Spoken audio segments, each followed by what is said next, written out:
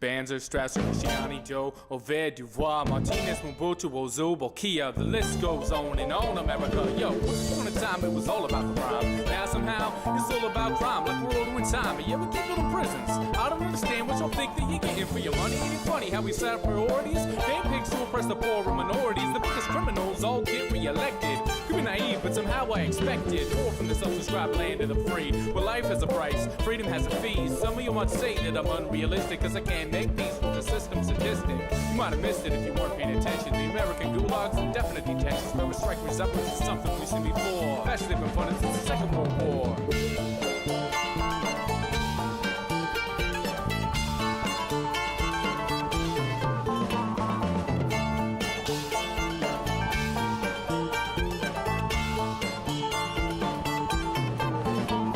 Suharto, Pinochet, Franco, the Shah, Batista, Diem, Musharraf, Salazar, Marcos, Noriega, Trujillo, Hussein. Funded by our government, killing in our name. Most things are very simple, less than complex. It's more than black and white, it's all context. Take black and white, why assume we're always opposites? More productive to focus on stopping this cycle of violence. Intimidation, we define each other by color, nation, station in life. Who we love or religion, instead of understanding that the world we all live in is big enough for all of us. Makes a room, no excuse for the way a few nations consume most of the world's wealth while millions of stars like you're trying to make jobs and headstone carving. Your property is theft, we don't own this earth. Governments are just gangs fighting over turf, and the mafia, military, industry of war. The thin red line between the rich and the poor.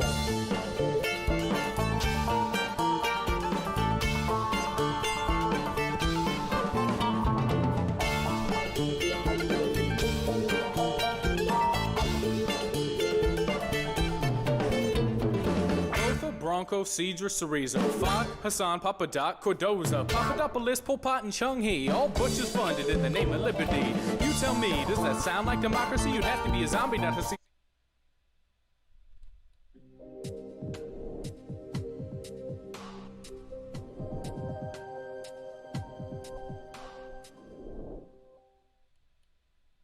Hello, welcome to the End Evil podcast. This is Chris Jansen.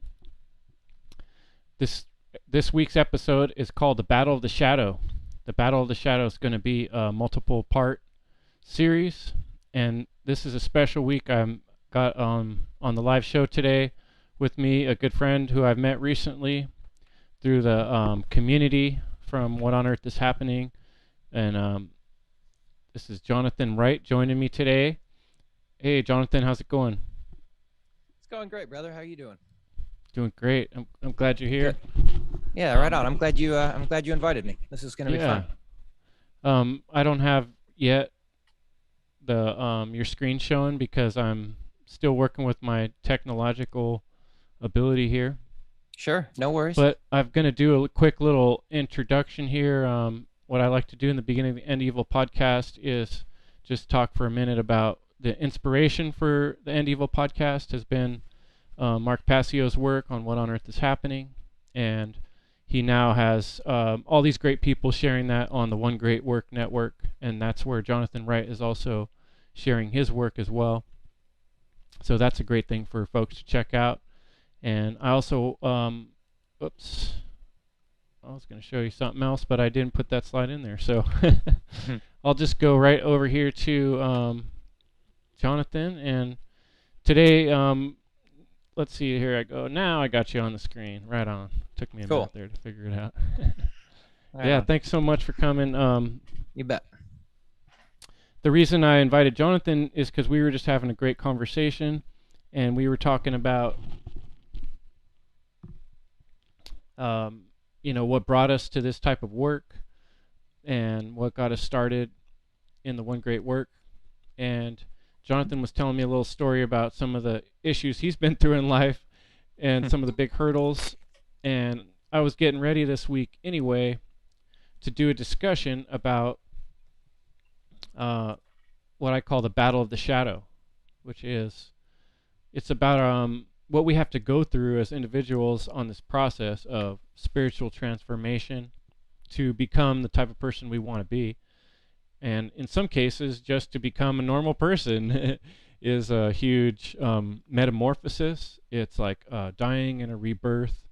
And it's something I'm encouraging people that listen to the End Evil podcast to work towards, really, even though it's a difficult thing to ask people, is to go through a very difficult time in your life, to face your inner demons, to face your inner shadow.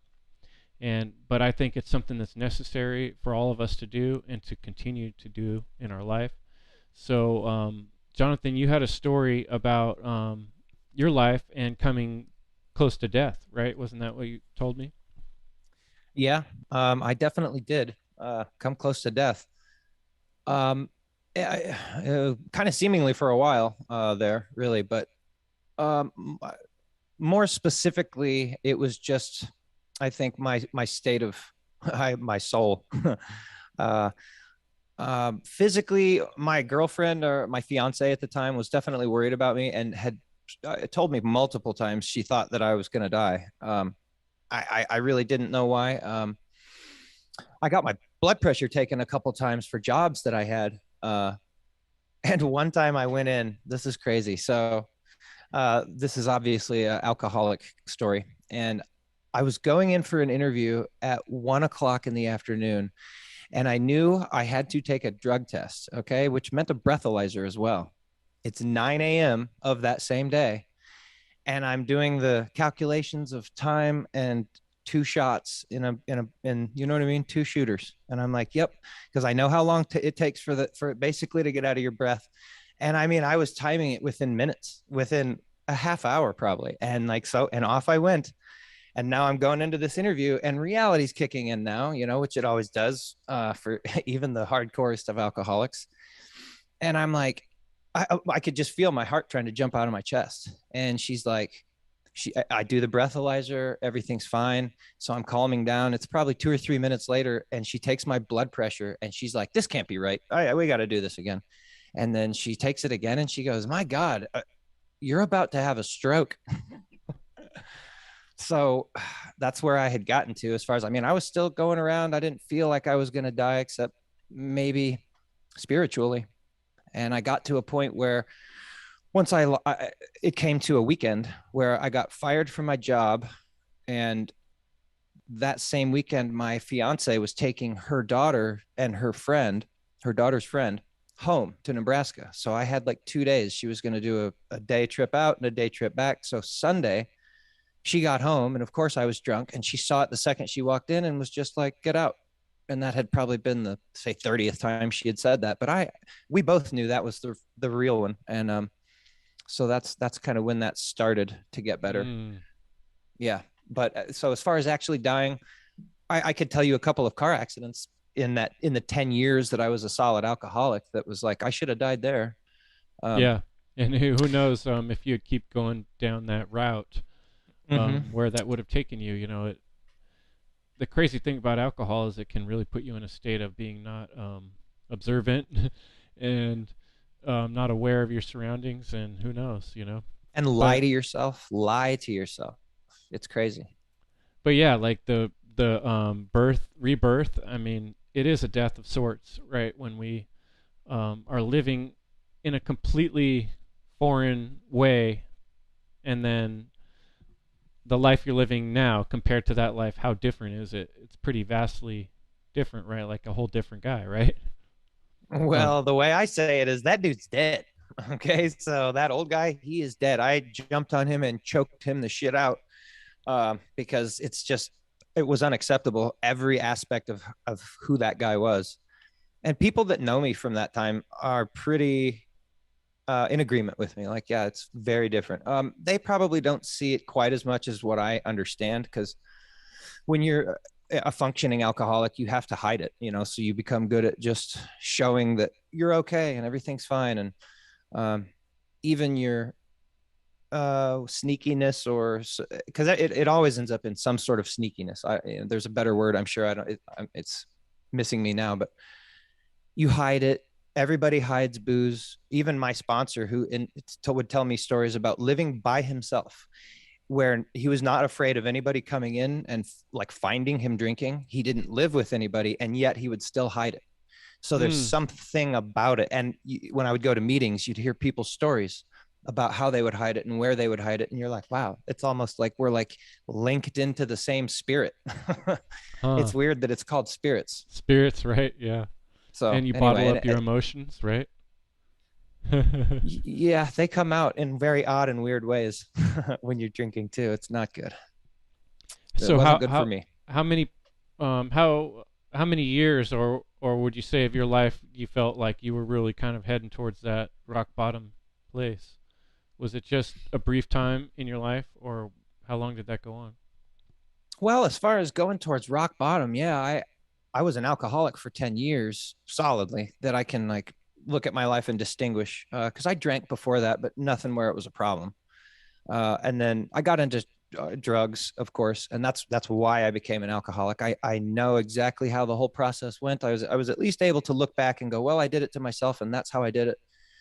Um, and so because I was smoking cocaine, and that's where I couldn't sleep at night. So I would have to drink, and like I didn't even want to drink. I had to so I could get up and go to work.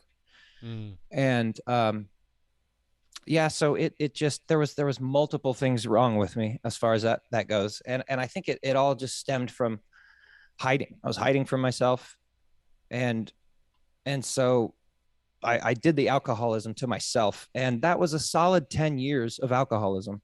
And then within that, where I was say worried about it, um, a solid 2 years at the end, I would tell myself, I want to quit.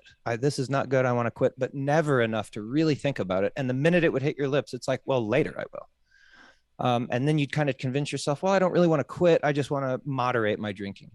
And in a perfect world, yep, that's exactly it. But I couldn't do that. There was no moderation at that point. So yeah, so I'd say about 2 years of white knuckling life. And then before at that point, you lost the job, you get kicked out. Are you able to make like a clear choice, like this is the moment, I'm never going back, or was it still difficult up and downs from there? Yeah, yeah, that was rough. No, that's the only way I made it through the first probably 2 weeks of all that was just still drinking. And I guess at that point, survival instinct. So the first 2 nights I was in a truck, finding a good place to park where I wasn't going to get arrested. And the story about my second night, I'll tell this story real quick and remind me of where I'm supposed to go after this if I forget. But so I'm sleeping for the second night in my truck. And I was like, okay, well, the first night I slept in a bank just down the street from my house. And one night's not a big deal. So I wasn't worried about wherever. But the next night, there was cameras everywhere. So now I'm like, I got to find a spot. Now all of a sudden it's actually like, oh shit, there's nowhere. So I find this church, and oddly enough, I find out later, but that's where AA meetings are. So anyway, I just go over there and I'm like hanging out, and I probably look like a homeless type person that has a truck. That's how it looks if you go look at it and see it and whatever. And I get in it and I'm laying down and I'm going to sleep. Skip ahead to that part. And I'm laying down in the back of it, and it's not covered or anything. And all my stuff's in the cab behind me, kind of up behind me. And I hear a car pull up, and I know there's only one car that's going to pull up. And he came in the wrong way. It's a one-way type of a deal. And he came in from that way. I hear it. I'm like, oh no, I know what this is. And I'm just laying there like, well, I'm going to jail, and he's probably going to get me for DUI, etc. He never got out of the car, and he never came up to the truck or anything. And he circled around I stopped counting after 12 times. So you can imagine the psychosis I was going through in my mind. Like, is this even real? What's happening? Oh my God, what is he toying with me? Does he know I'm in here? Like, he never, and then he finally stopped doing it. And it took about another half hour to calm down again. And then I could go to sleep. But, so then I called a buddy. I went back to my girl. I'm begging, please, God, please let me stay here just in the backyard. No, you're done. So I'm so proud of her for doing that. And we still talk. So that's good. We don't talk much, but we're still like, she has forgiven me as far as I know. But so no is the answer. Damn, really? Golly, I'm gonna be a homeless person. She's like, I know. I told you that for years. Okay, so here we are. I call my buddy, and he takes pity on me, and he literally gives me a week and a half. He's like, dude, I just did what I'm doing for you, for someone else, another good friend. And after 3 months, he stole from me, and he just went on a list of stuff. And he's like, so I can't do it again. You've got a week and a half. I won't let you be on the street, but you've got a week and a half. And he was hard on that date too. So I'm kind of like motivated to kick ass and at least get myself a place and a job again, but had to drink. There was no way around it. And he knew I was drinking, but I was kind of downplaying how bad it was. So I'm still hiding it from him. I'm still like just doing like the full on, you feel like you're James Bond or something. It's just like everything is such an act and a lie and not real, but it's okay. And it's exhausting on top of it. And the day of, I got a new place. The day of, I'm like, well, and I called this place in the morning at 7 a.m. and they were like, yep, you can move in right now and this will work. And I had just enough money for it. And went and did it. And turns out it was a room where there was a guy who had overdosed on heroin. That was his room before mine. So it was truly fitting. That's where I deserved to be, you know? And so I move into this place, and another week of literally, I had to force the few things that I ate, maybe a couple of cans of soup and a couple of, I think I tried to force bread down, but it was almost impossible. And just booze for a week and throwing up and like just this weird, like haze of reality. And, I was calling my dad and my mom and trying to figure out like things and just, what am I going to do? And I had another job. I was supposed to go, it was coming up in about 4 days. I had a place, I had my stuff. I was like, on paper, it was like, all right, you're doing better. And I had never been as low. And, I couldn't get my computer to work. So my DVD player, that was my life. I had a rocking chair and a DVD player. I was like, I can get through this. You know what I mean? And I didn't have space for my chair to rock, and my DVD player didn't work. So it's like, oh my God, dude, nothing is like, oh no. And my dad just finally said, why won't you call your sponsor? And so I did. And it was pretty much at that moment that when I can trace it back now, I think that moment is really when I was kind of granted the freedom from it, because I never was in the grips of alcohol again. I did drink one more time. But from that phone call until I sobered up on my sponsor's couch, that was like a solid week. And then I had one more pint and then never drank again. And that last pint was not, there was never in my mind, like, this is it. This is the last one. Or I was just like, I'm just going to have another one. That's how it is. After I sobered up for a week in hell. And then I was like, I still want one more. And I said, okay. And I just did it. I woke up that next day and went to my first day of my new job. And I started working the program for real, the AA program.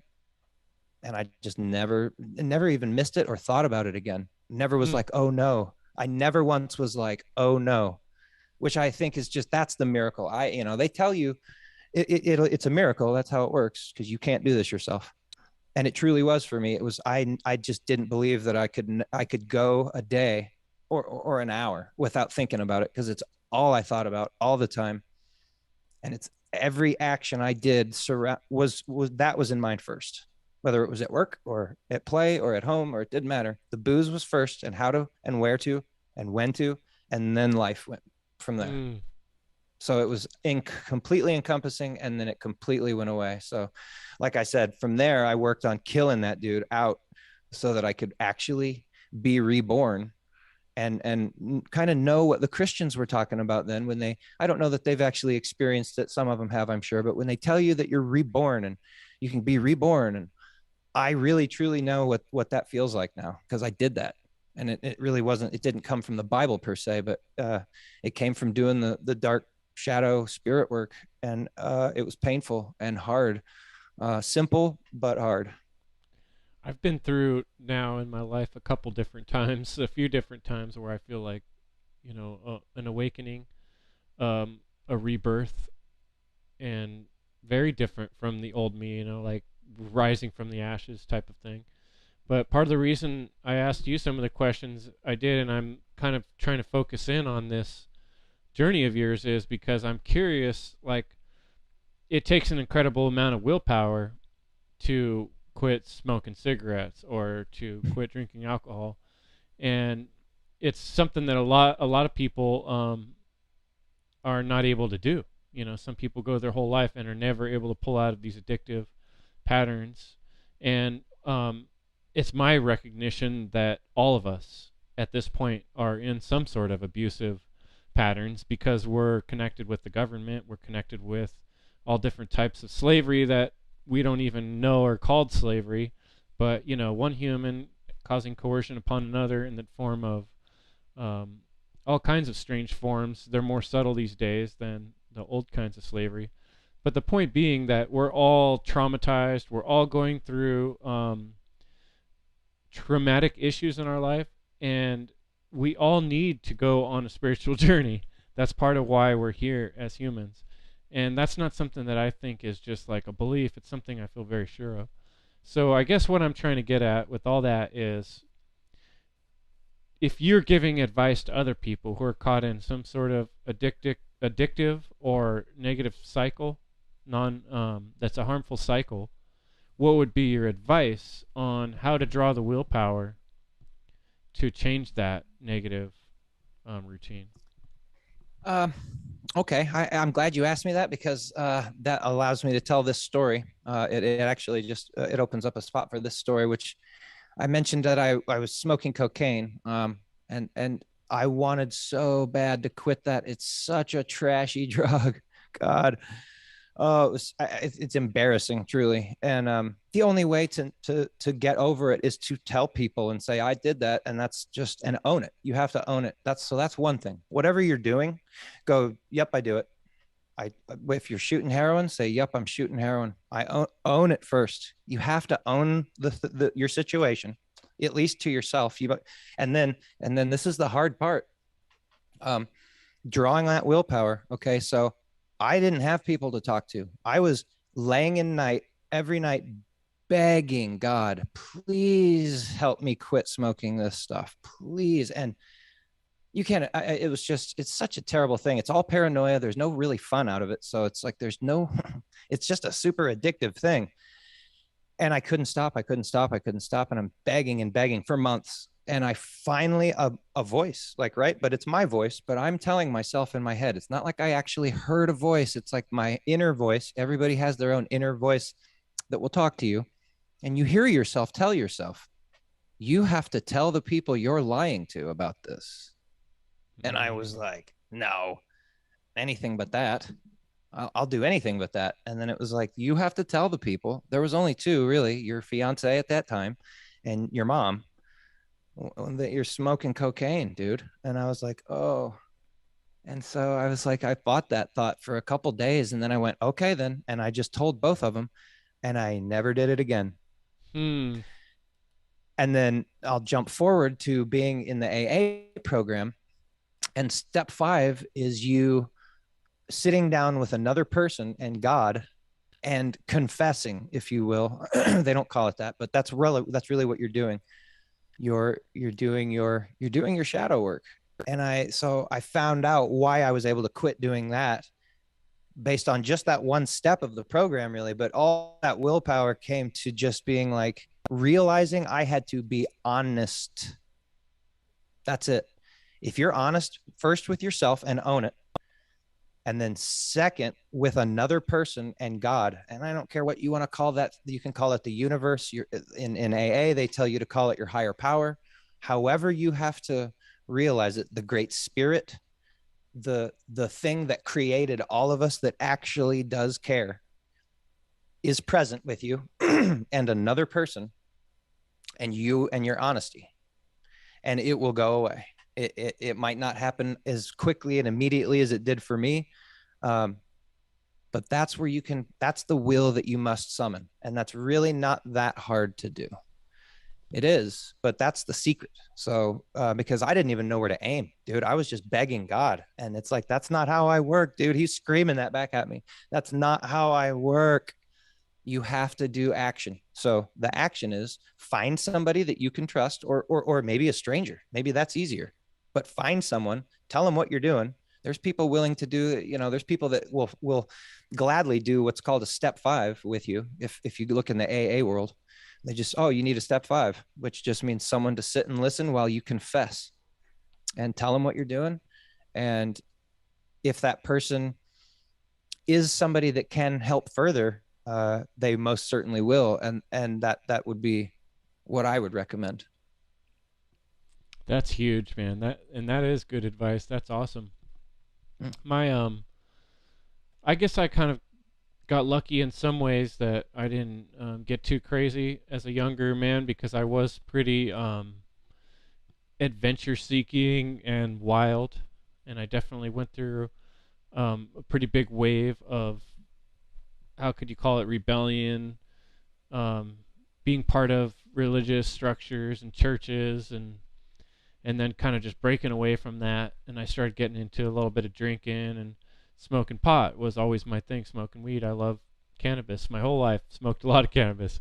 And there's been times when I've overdone it, and times when I've used it in a way that I think it's probably not so bad. It actually has a lot of beneficial things to it. Otherwise, I would have quit completely a long time ago, because I do recognize that addictive part of my nature that wants, to keep going back to something I like, over and over.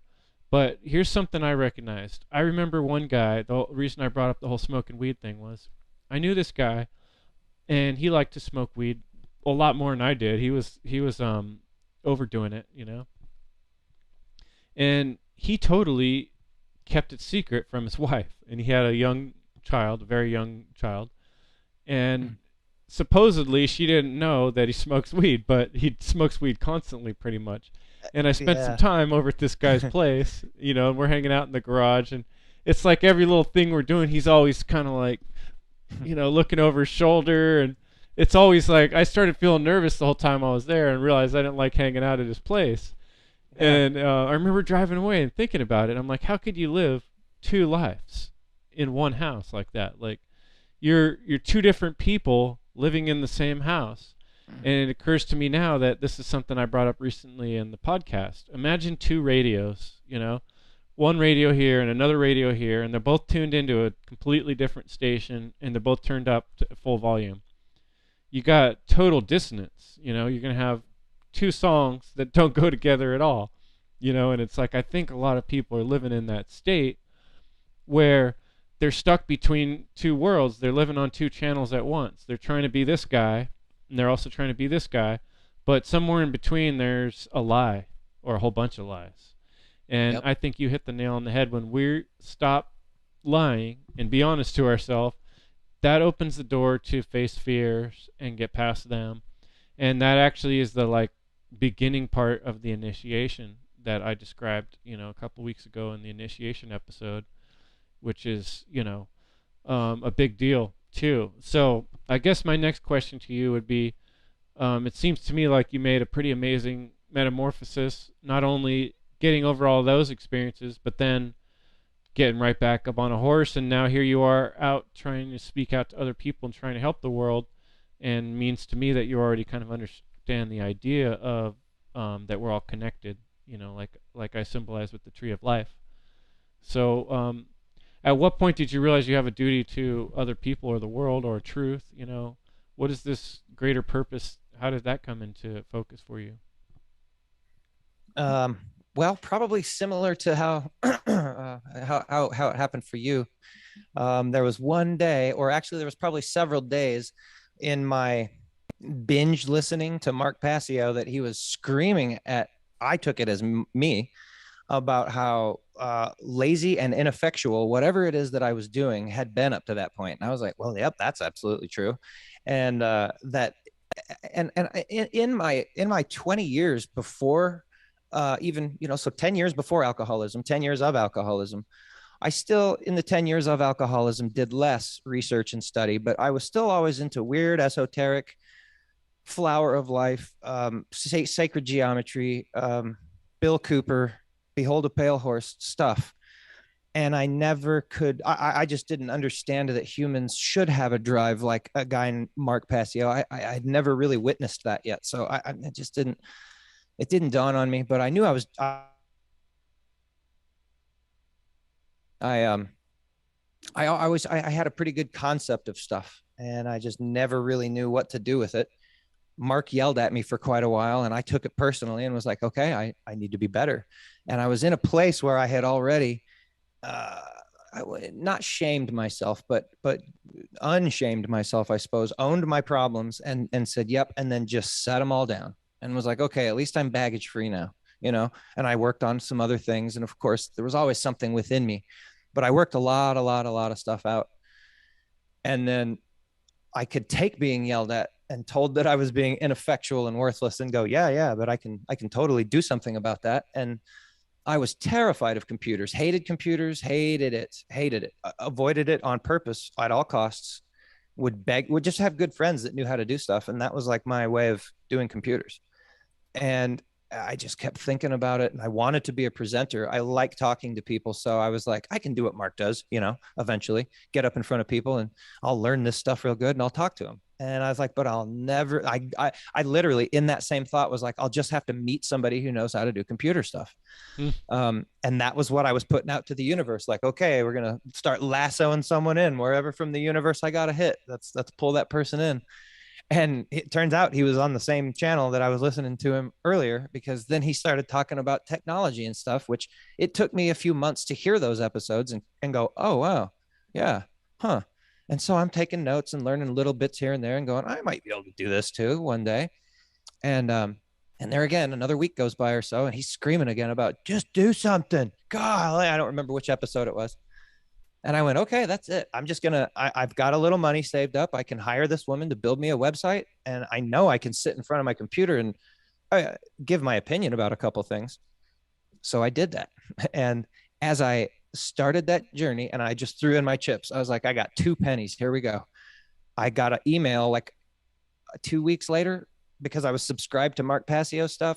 And I just didn't look into it that well. Again, I just didn't get on the computer. So I saw him as little as I did. And it was an email saying, there's this computer class that teaches you everything that you're trying to learn how to do. And I went, wow, that's synchronicity.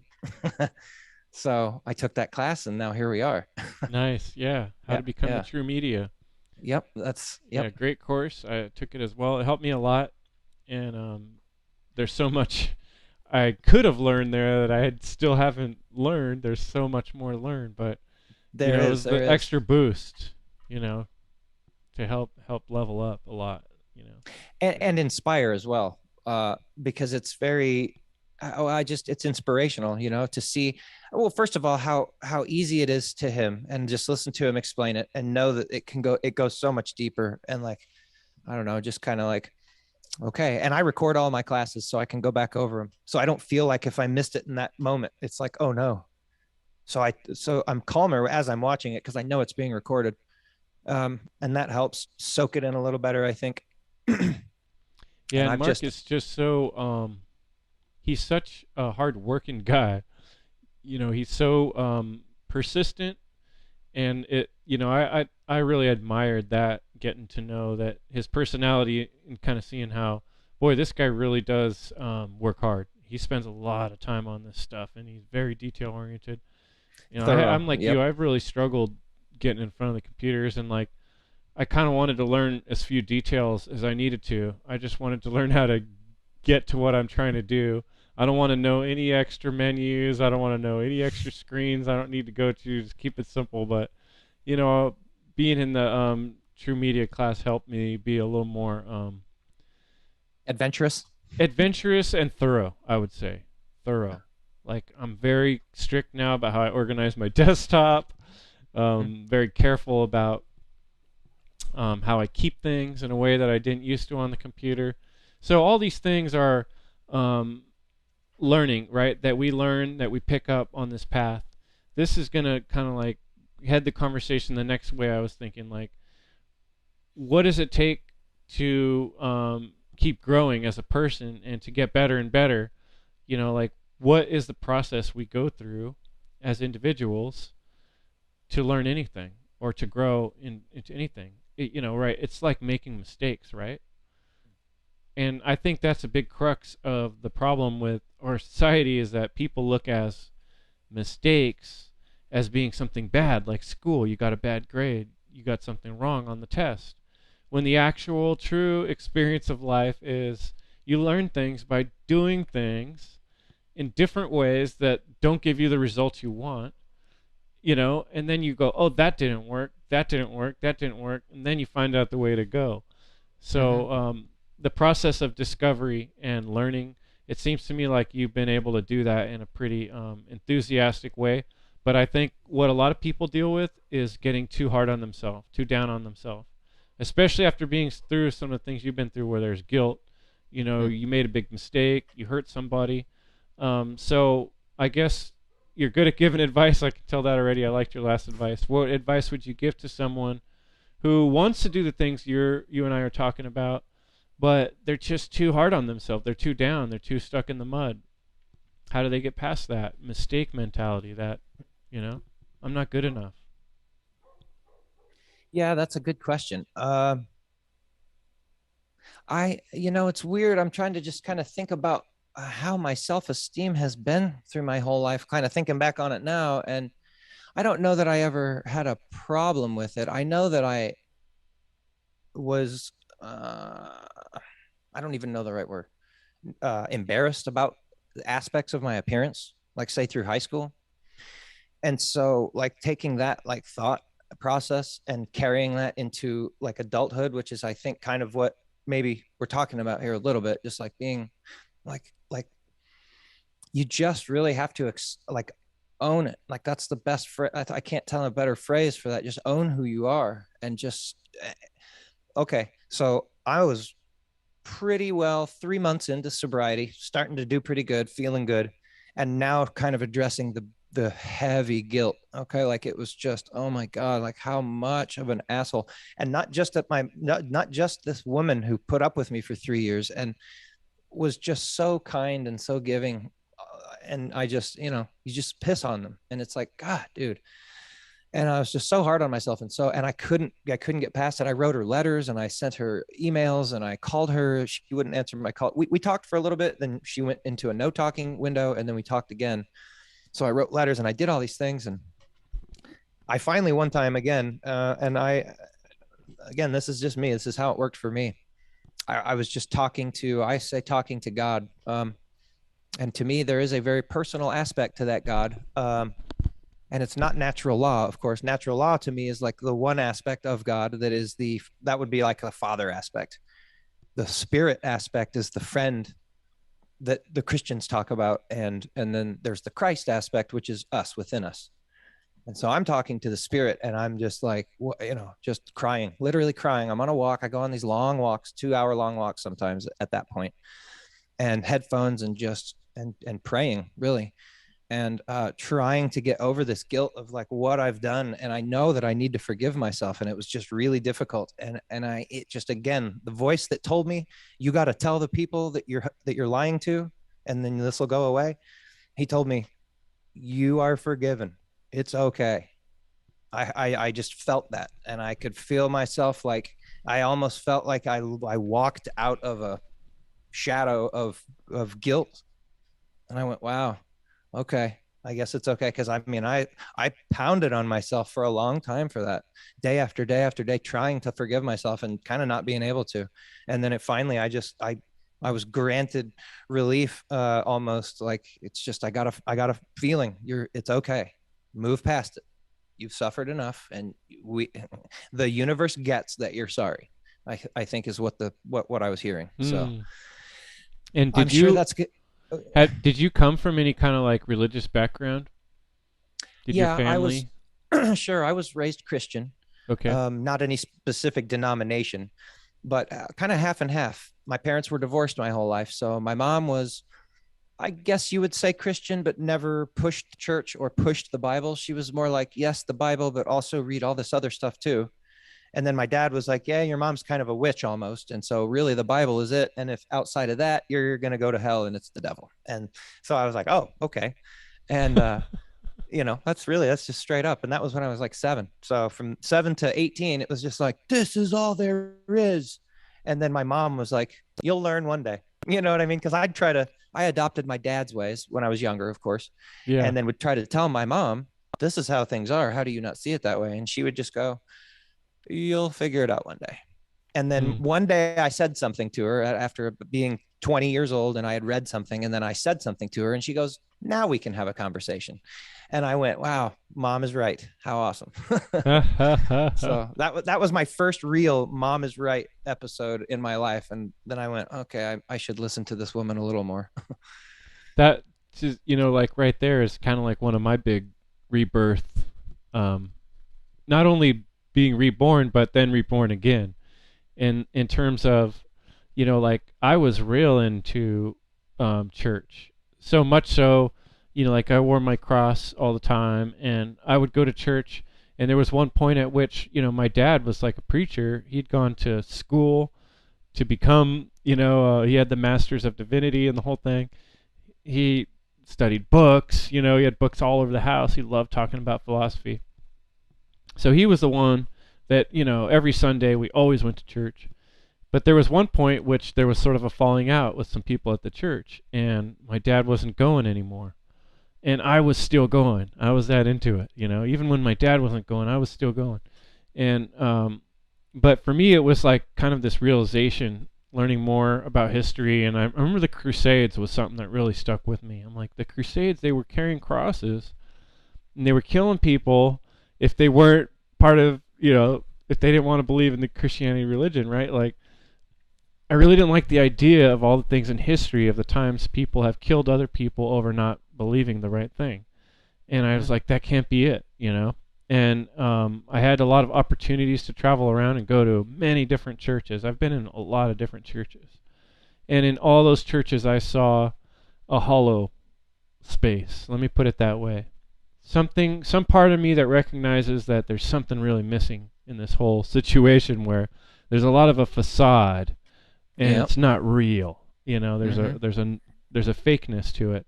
And anyway, so my long story is that I had to kind of kill my religion. I had to kill that part of me that was a Christian, and just be able to say to people, nope, I don't call myself a Christian. And that was a big deal for me to make that statement out loud. And it hurt, hurt for quite a few years. And then it was like a tricky subject. I never knew how to answer it. I was always thinking about it. I was still a very spiritual person, but years later, Mark Passio's work was kind of what was the first thing I came across that brought spirituality back into the equation and morality, but outside of the Bible and church. And I was like, finally, this is what I've been looking for. Someone that's able to explain that these experiences I had all through my life were real. Like when I was young, I would constantly have this conversation with the Spirit. And it came from a book that I was exposed to through my dad. He was called Brother Lawrence, and it was this guy, monk, kind of character, who was looking at a tree, and he became enlightened, and he realized you could talk to God all the time, in every moment, in everything you do, just this consciousness, this constant stream. And so I started playing with that, and this is probably when I'm like 10, 11, somewhere in there, 12. And day to day, I'm having like these incredible experiences. It's like I can ask any question and kind of just hear the answer, not like a voice, like you're saying, not like God's voice, but just like an inner knowing that, yep, that's the answer. Yep, that's it. And so like I had enough of that in my life to where I'm like, there's something to this God thing. It's just when you go in the churches, they're putting too much, the way I describe it now, too much storytelling. They put the wrong emphasis on the wrong syllable. Well, it's adding a bunch of stuff to truth until it's not truth anymore. It's all covered up with all this other stuff, with all their flowery stories that are so important, which are nice, but it's like, that's not the whole point of this thing. That's how I always felt about it. And then I got angry with it. And so I was anti it for a while. Like, there is no Jesus. That none of that ever happened. That's all made up. That's not real. And I just went anti everything biblical and all that, and started looking at other stuff. And it circled me right back around. Everything I read about somehow mentioned the Bible in one way or another, whether it was just a simple passage or whatever. And so I got a much greater understanding of the Bible, leaving the Bible and then coming back to it with just different eyes. and going, oh, I just didn't know what I was looking at first. And I Or still how don't. you're looking at it, right? Right. Right. And Like, I still don't know exactly. I'm sure it's probably even deeper than what I now realize it is. But people take it at such face value and don't read into it at all. And you need someone like Mark who has and that can explain it on, even if you don't fully get it, you're like, oh wow, it goes way deeper than what I was looking at it at, you know?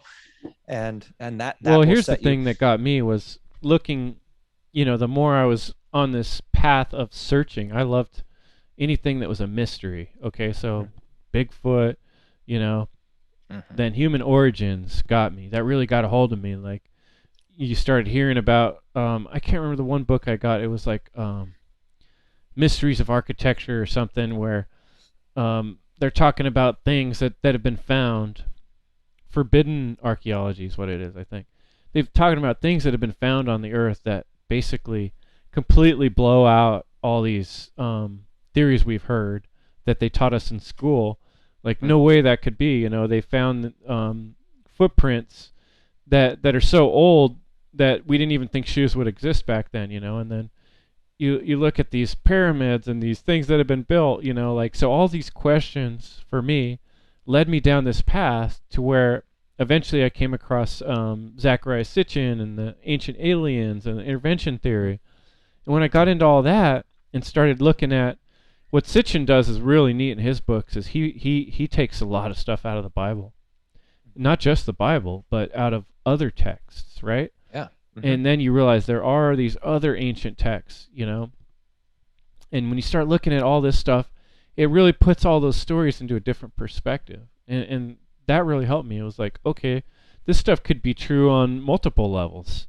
It could be true and not true. It could be a story about something real. It could be something real that really happened. Either way, it doesn't matter because the core is what matters, the truth, the ultimate truth at the center of it. The rest of it's just a bunch of storytelling, Yeah. Yep. And that's kind of the way I've come around to it. And what's interesting is how that ties back into what we were talking about. Like, in the battle for the self, we do storytelling, right? Mm-hmm. And part of what you were describing is unraveling all that BS, getting to the core of it, and bringing it out in the light. Like, here's what's going on, telling somebody, nope, this is the truth, So I think it's really important what stories we tell ourselves and how we talk to ourselves. So I think that was really cool to hear you describing that experience of kind of going through that negative self-talk, and the guilt, and then having to break through it by listening to this other kind of inner voice. So yeah, I do want to stress that part too about, again, just to kind of help people who are thinking, how do I get past, hating on myself or holding on to all this baggage? And it really is, to me, it's like, however you have to figure it out, it's your higher power, God, the universe, you have to have a relationship with that. You have to. And that's, and it can start as simply as, do you mind if I tell a real quick story? no, that we I got heard time. Go for it. Cool. I was in a meeting, in an AA meeting, and this guy came in, and he was an old dude. He was just passing through, and he was telling us a story about how he was almost violently angry when he first came to the program because he was told that he could get off of alcohol. And when he got there, he realized that there was this, that it was basically all about God. And he was just like livid. He showed up with he slammed the book back down at the guy that was trying to help him. This is bullshit. You can't expect me to, this is not real. Like, I thought you were going to be able to help me here. And the guy goes, all right, first of all, you don't know what you're talking about. And just ask him, go talk to him every day. He's like, what am I supposed to say? He's like, go talk to him every day. And he's like, okay. So the guy left, and he said every day, he's like, all I would say is maybe twice a day, he'd be like, hi there. Thought so. And he did that every day until one day. And he said the song that he was listening to. I don't remember the song. It was poignant. And there was actually a crossroads too. And he said, hey there. And that was all it took. He heard something. And the way he described it was the song and the fork in the road and the way he was going, and just the universe just opened itself up to him for a second. And he saw, and he went, this is the matrix. Even if he only saw it on that first level, but he went, there is a creation behind this thing. So he showed back up and he went, okay. And that had, 20 years later, here he is sharing that story and how awesome that was. So it's of paramount importance to find a personal relationship with something. And it's not that hard to convince yourself, even if you don't believe even that there's something that created this, that cares. I actually ran into people in AA that believed in a creator, but just that it cares. And I'm like, really? You don't think it cares? It created everything, and you don't think it's all about love and actually caring that you do well? Because I do. And that's what, if I had to put a pinpoint on any one thing, it's that aspect that saved me through all this, was that I was willing to have a relationship with what made me, and go, okay, at one point I had to say, I failed horribly. You run the show now, and I'll steer my body through this thing, and you're going to tell me how this goes. And that was it. I really just surrendered my own willpower, because all I was doing was crashing into the mountain. Okay, dude, you do it. And then from there, I aligned my will with his more. And now I feel like as I act, it's on his behalf. If I say his, I give it a pronoun, whatever. I don't like to say it when I'm referring to the creator. And I know it's not a he. So, but that's just how I say it. So, well, each person has to discover, how they want to. The words are important, because like a lot of us have had this some kind of religious experience, and then what happens with so many folks is I could say that every atheist I've had a conversation with is really more in reaction to some sort of religious experience than it is they have actually thought it out, and they've logically and consciously and intuitively decided that it makes more sense that there's no such thing as any kind of creative, than it is they're having a reaction to a religion and saying, nope, that's definitely bullshit. Like you were describing that time in your life when you're like, nope, that's all, that's what I've experienced. Most people I've ever talked to, all the atheists I've ever talked to, are kind of coming from that point of view, where they're just, reacting to religion, which I understand, because they're reacting to the storytelling. But, I would challenge anybody who says there's no such thing as God is to do that exercise, and every day honestly give it a shot. And I can guarantee, even if it's just saying, hey there, and then you got to wait, give it a second. I mean, do a little moment with him and go, okay, I'm going to try this. Hello. And dude, like I said, this guy actually tried to do it. That was his little bit of willingness. Yep. And finally God went, and what you experience is synchronicity, not a booming voice, not an angel, no lights. It's just something that only you can understand. It's, I tell people what I experience a lot of times are weird little things. The way birds fly past me. Sometimes trees look like a face.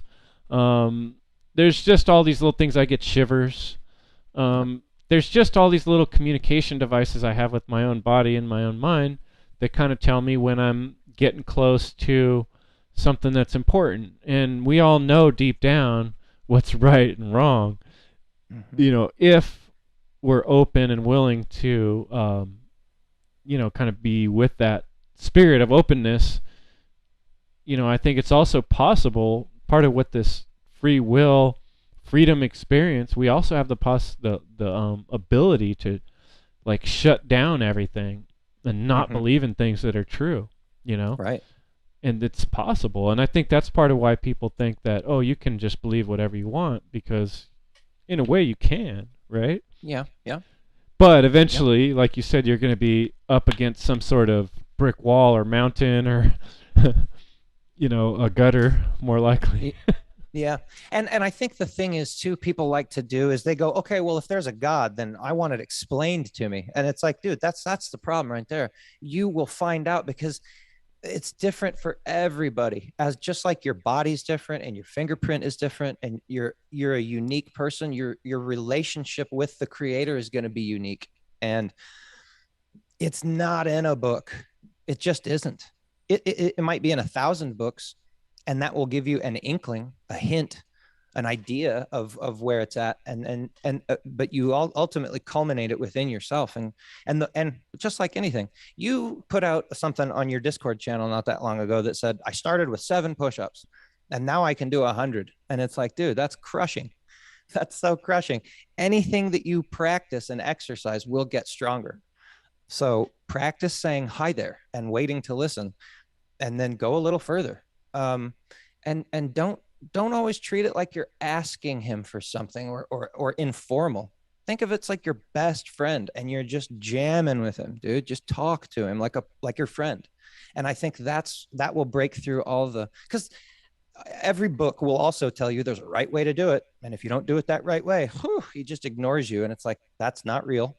Okay. So that is bullshit and not real. He will answer you no matter how you do it, but just keep doing it that way. Show him that you are trying. Persistence is key in that. And you'll get it. You'll hear from him or her, if you want to call it her. The door will open, Yeah. The thing I give people advice sometimes, especially with bigger life decisions or something you're struggling with, give it from 1 to 3 days. When you come up with like a real good solid question that you want to ask the universe, the creator, the divine, whatever you want to call it, let it sit for plan on a 3-day period. I don't know where I heard that from, but I've found it to be a pretty fantastic amount of time. Usually it resolves itself shorter than 3 days. But within 3 days, if you're really actually consciously asking a question and thinking about it and wondering about it, something's going to happen. You're going to get a phone call, you're going to watch a movie, and it's going to explain the answer. It's going to come in some weird form. Or 2 or 3 times. It'll be someone saying something in the store, and then you'll be watching something on TV, and you're like, yeah, and it'll all connect up, and you'll get the answer you're looking for. If you use your will, and you do that, purposefully. But it does take will and energy and consciousness to pay attention, How does that old story go about the guy with the Christian story where a flood's coming through his town, right? And the water's starting to come up, and somebody comes through on a raft and says, "Hey man, get in the raft, the water's coming." And he goes, "Oh no, that's okay, God's going to save me. I don't need to worry about rafts," right? And then pretty soon he's on top of a rooftop, and the helicopter comes by, and he's like, "No, I don't need to take the helicopter. God's going to save me," and he keeps doing this, right, until he drowns, winds up in heaven, in there. He's like, "God, why didn't you save me?" And God's like, "Well, I sent you the helicopter. I sent you the raft. I tried to help you over and over, And It's like, life is real. It's not going to be a beam of light or some kind of hocus pocus. It's just going to be your real experience in your own head and your own body. Yeah, and God absolutely, the key is, which is why evil wants people, okay? Because God works through people. So if you can somehow manage to get yourself disconnected from that source, then you just start, you're not even in the game anymore. And that's so yeah, God works through people. That's really kind of the only way he works. I mean, yeah, there's probably hardcore wow miracles, but realistically, God works through miracles. You're going to hear the answer through somebody. You're going to bump into somebody randomly, and it's going to be like, whoa, they said something that just answered a question that I've been having. Or you see it on their shirt, or you meet somebody for the first time because you're putting something, and it turns out a week, 2 weeks, 3 weeks later, they're one of your best friends in life. It's like, we've known each other in previous lives type of stuff. God works through people. If you're not looking at what is happening, being in the present moment and not daydreaming, like, when's God going to show up? Open your eyes and exist right then, because he's there. He's always there. And if you can see it, you're like, oh, and then you start to sniff it out more, and you start living in that. And it's wild when you do that. It can feel like you're on autopilot. It's like, I can let go of the wheel and I'll still get there. I've had that feeling. Like runner's high. Have you ever experienced that? Mm-hmm. Yeah, it's kind of like that. Wow. It is. Everything's just sort of working, I needed something, and here it is. And you go through other parts, it's not like once you got it all figured out, you're there. Oh You know, no. you figure No. out. It's just like any. I've thought about it like this. Like some of those amazing people we can think in sports, like a martial artist or a boxer. When do they? When is it their time to just stop? You know, they never want to stop fighting. You once you're the champ, then Hmm. people want to come take the championship away from you, and you got to train to fight people that are younger than you that are coming up with new styles. You know, so it's Yep. like the battle never ends. The battle of the shadow. It's a constant battle. You know, but I think as we condition ourselves and we work out with these things, you know, discussing philosophy, learning to talk to people, learning to overcome our addictions, learning to think more about what's best for everybody, you know, and not just ourselves. As we work on these, then we can become a higher level boxer, you know. So that's my goal, is to inspire and motivate other people to be on that journey, and then so that they can inspire and motivate me to work harder too. So, Well, man, I I'd have love to where say, I the. think you're doing Go that. ahead. I've seen your stuff, dude. I think you're doing that. So Thanks, Jonathan. I really appreciate it. You know, just hearing someone like you say that, and I've had a couple other people reach out recently, and it's really awesome to know that, you know, we're reaching a few people, you know, and it could become a lot of people if we keep trying and we keep working on this. It is so those possible to people end reaching evil. out to you, that's God talking to you, telling you you're doing good, right? A little pat on the back maybe, or That's right. That's right. yeah, God yeah. works through people, man. And here we came, and you must have had a question of, am I reaching anyone? Oh, I've definitely had that question. You know, that's one of my fears and concerns, but um, got to push through it, right? You know. Yep. So I really appreciate this time you set aside for me, Jonathan, and I love the way our conversation went too, because I didn't really expect this to get in quite this deep, talking about God and everything and Yeah, cool. interconnectedness. That's why So I always take it there. That's my wheelhouse. It's what saved my life. It's why I am how I am now, who I am. I can't. I feel like if I don't mention it all the time, always, I'm doing a disservice to myself, and that's just so. That's why. Yeah, I knew it was going to go here. you knew deep within. I did. Well, it's far from over. We could keep going, and Oh, we're gonna have more discussions. I can tell because we got a lot to talk about. But I'm gonna go ahead and start closing up this week's episode. So put on my little exit music here. But thanks so much, Jonathan, and we'll have more talks real soon, huh? right on, brother. You can check me out at nothingnewunderthesun.us, and at the bottom is all my social media stuff. So Oh yeah. And share with me your you had some links from Odyssey, right?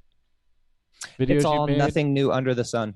Oh, If you go anywhere and type in everything's nothing there. new under the sun, it's all that's what I've Nothingnewunderthesun.com. .us. .us. Yep, All right. Cool, man. Thanks. Yeah. Sorry, I forgot to ask. Damn it. that's all good. All right, I Jonathan. appreciate you, brother. Thank you for having me on. We'll All talk right. again soon. Awesome. You have a good night. Appreciate it, brother. You too, brother. All right, brother. All right. Cool. Thanks, folks, for coming to the End Evil podcast. We'll be on again next Thursday, 6 p.m. Pacific. Have a good week and get out there and work on the one great work. Work on yourself and becoming a better individual and being part of the change that we all need to see in the world.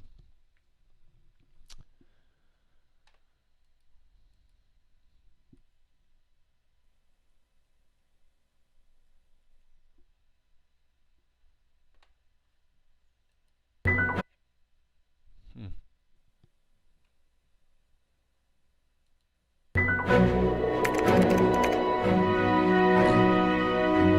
So I'm still here. Are you? Can you hear me still? Yeah. Hold on a Okay, minute. sure.